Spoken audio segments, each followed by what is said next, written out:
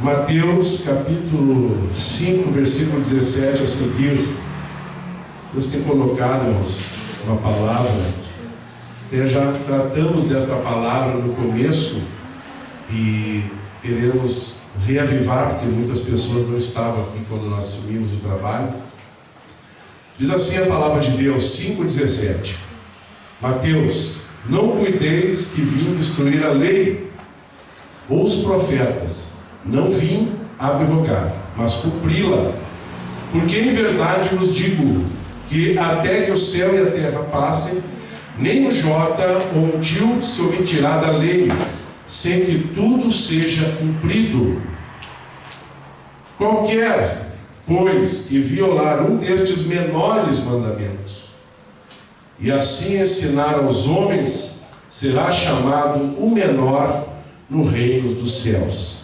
Aquele, porém, que os cumprir e ensinar, será chamado grande no reino dos céus. Amém? Amém. Jesus então estava dizendo, irmãos, da palavra dele, que até mesmo os pequenos mandamentos, aquele que ensinar, este será grande no reino dos céus.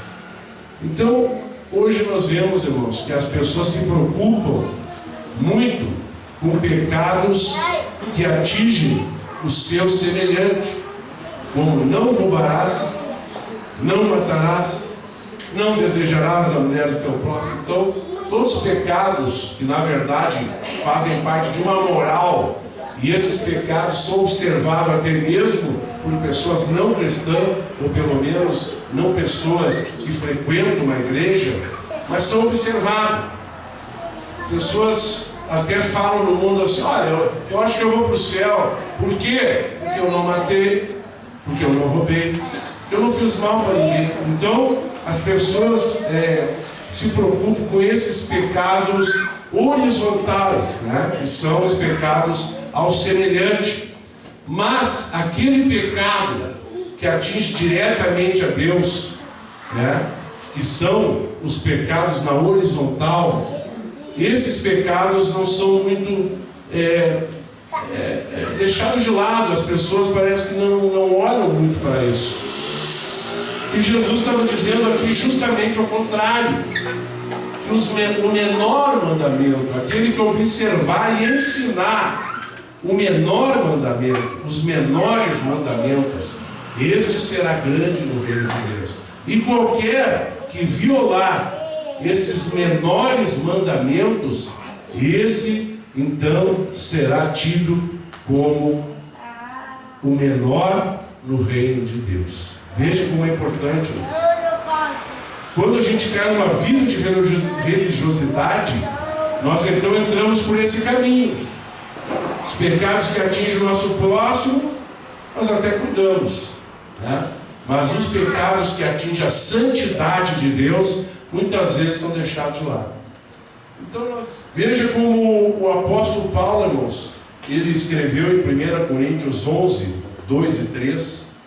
Ele disse assim, primeira carta aos Coríntios 11, versículo 2 e 3.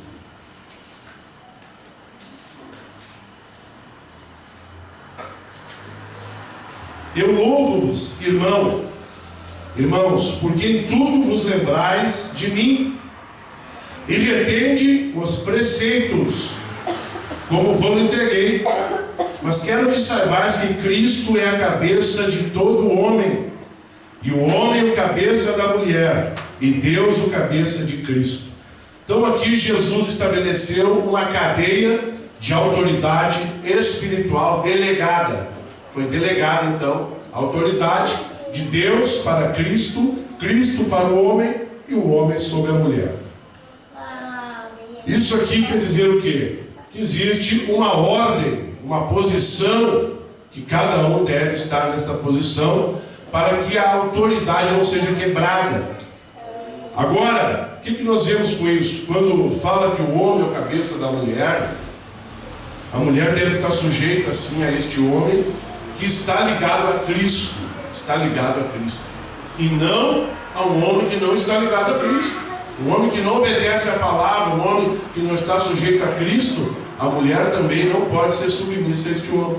Então o que a palavra aqui está nos dizendo, fala de uma cadeia de autoridade espiritual, aonde o homem deve estar sujeito a Cristo, e a mulher então, a este homem, que está sujeito à palavra de Deus, então ela deve ser submissa. Porque o próprio Cristo se submeteu a Deus, obedecendo em tudo a sua palavra. Glória a Deus. Então as pessoas hoje têm dúvida. Pastor, nossa igreja hoje tem, o hábito, o uso, o costume. Mas será que isso aí vem de Deus? Será que isso aí vai salvar alguém?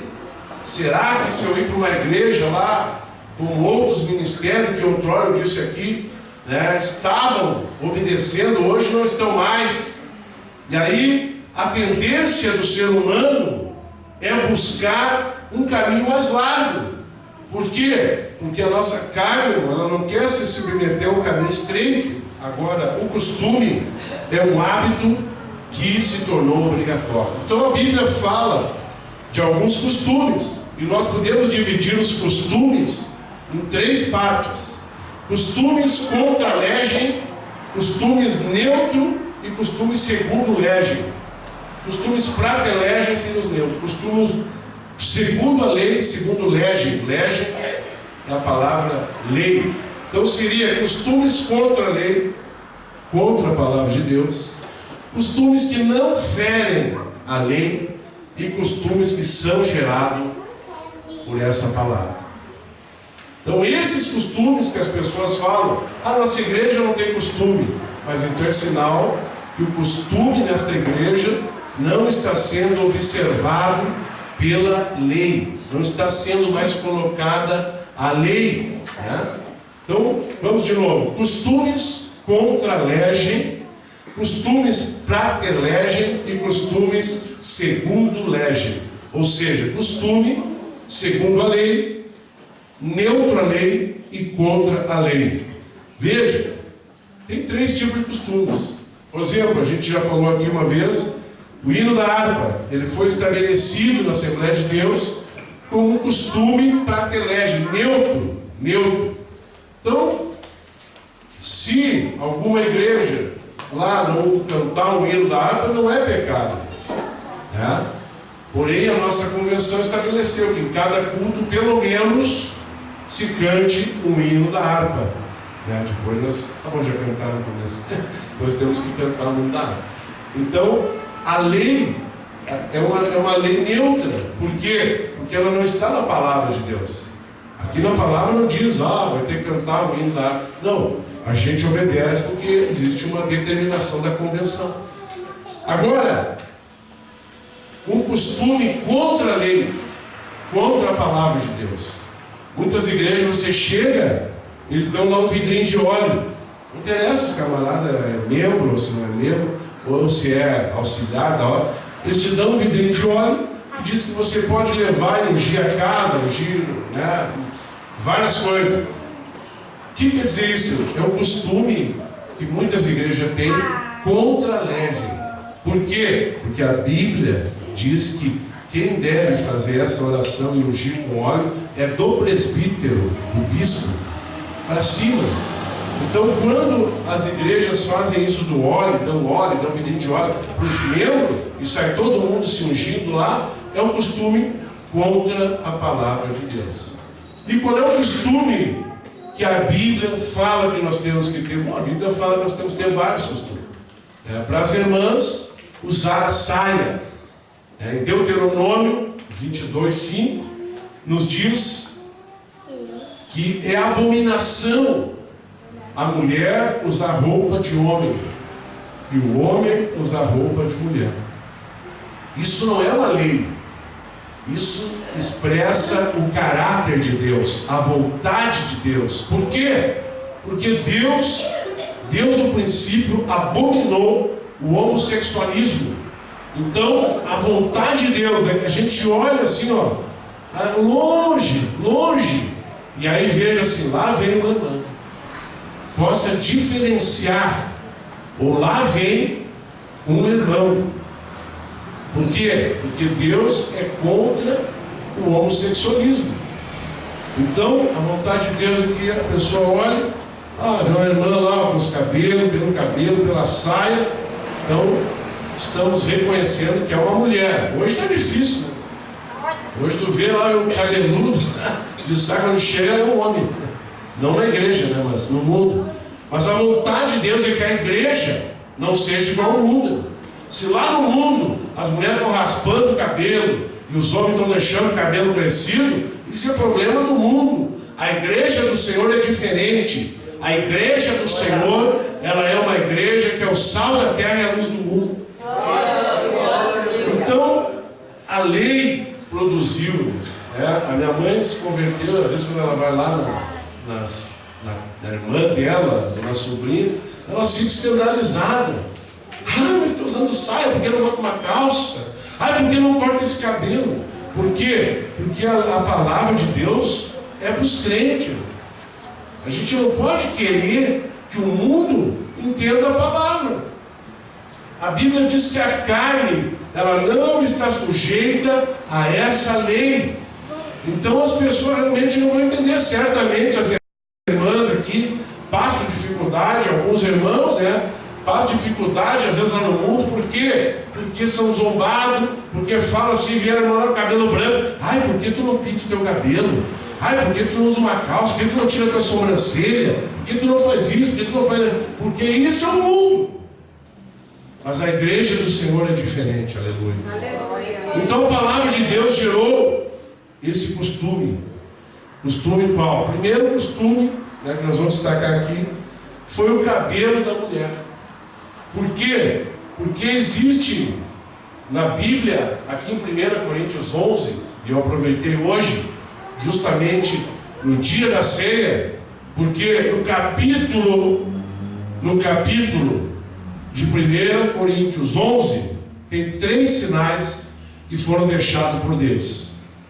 O primeiro sinal está aqui, é a Santa Ceia do Senhor. A Santa Ceia, ela é um sinal que o homem, então, ele foi justificado. Por quê? Porque ali, quando o homem caiu, preste atenção, isso aqui é uma mensagem que não é sempre que a gente vai pregar. Agora, veja, o homem caiu lá no Éden, caiu em pecado, ele perdeu 3 coisas. Foi a inocência, ele perdeu a inocência. Eles estavam nus e não tinha problema, mas quando eles caíram e comeram lá do fruto, eles olharam e foram se esconder e pegar folha de figueira. Por quê? Porque agora perderam a inocência. Não é como uma criança que não sabe nada, pode estar nu, pode estar de roupa. Se deixar uma criança aqui com 2, 3 anos nu, ele vai andar aqui, porque ele está na inocência. E assim estava o homem na inocência, mas quando pecaram, perderam a inocência. Segunda coisa, a Bíblia diz que Deus falou: façamos o homem a nossa imagem, conforme a nossa semelhança. O que quer dizer isso? Deus tinha um caráter e botou esse caráter no homem. Deus era bom e via bondade no homem. Deus era humilde e via humildade no homem. Deus é inteligente e via inteligência no homem. Então, vários atributos de Deus criou o homem com essa imagem e semelhança. Mas quando o homem pecou, ele também perdeu a imagem de Deus. Por quê? Porque daí o homem que era humilde passou a ficar soberbo. O homem que era ali inteligente, muitas vezes passou a perder a sua inteligência e ficar meio burrinho, porque faz coisas muitas vezes que nem os animais fazem. Então, o homem foi perdendo a imagem e semelhança. Então, a segunda coisa, a primeira foi a inocência, a segunda, a imagem e glória de Deus, e a terceira, perdeu a autoridade. Por quê? Porque Deus falou assim: vou colocar o homem no jardim e ele vai lavrar e vai ter autoridade sobre o jardim. Então o homem tinha autoridade para botar nome nos animais, para dominar tudo aquilo lá. E aí então nós perdemos também essa autoridade. Por quê? Porque o diabo ganhou essa autoridade e passou então a dominar o homem que tinha recebido essa autoridade, mas entregou de bandeja. Então, 3 coisas que o homem perdeu. Olha as 3. Inocência, 1. Imagem, 2. E autoridade, 3. Amém?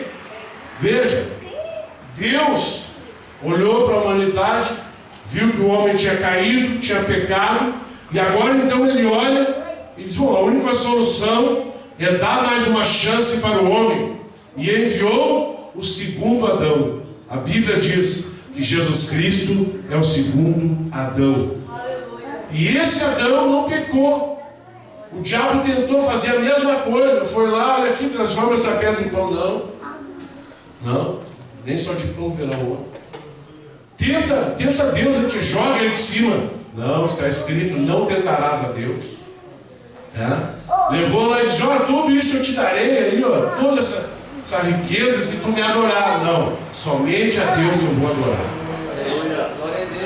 Aleluia. Então esse Adão, aleluia, deu vitória para nós, aleluia. Por quê? Porque ele não fez a vontade do diabo. E quando ele morreu na cruz do Calvário, antes de morrer, ele disse: está consumado, aleluia. Está consumado. O que está consumado? A vitória da humanidade na cruz do Calvário, aleluia. E por isso que hoje, passado 2000 anos, nós estamos aqui para participar da ceia do Senhor. Porque ele diz: fazer isso em memória de mim. Lembra do que eu fiz por vocês. E irmãos, é como o pastor Humberto ele disse ontem lá na igreja lá. Ele disse: olha, tem gente que acha que faz um favor vir para o culto. Não, irmãos, nós viemos para o culto não para fazer favor para Deus, mas nós recebemos um favor de Deus. Porque onde estaria nós hoje? Num boteco bebendo? Numa boca aí cheirando cocaína? Numa casa de prostituição? Sabe lá onde? Mas nós estamos aqui na casa dele adorando ele. A vontade de Deus para o cabelo do homem e da mulher. É um livro baratinho.